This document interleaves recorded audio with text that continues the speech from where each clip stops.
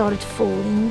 He doesn't talk anymore like he did before, and he can't stand up straightly anymore.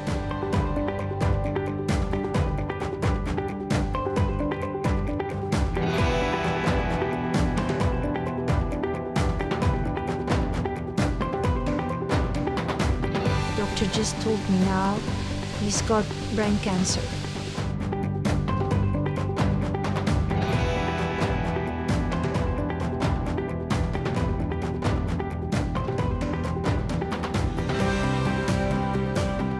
I know that night, when I put my child to bed, it was the first night he was sleeping, and the first night everything was silenced in the house.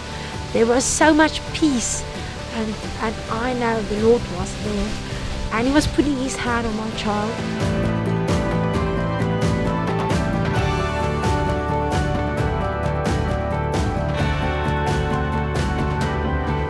Wow.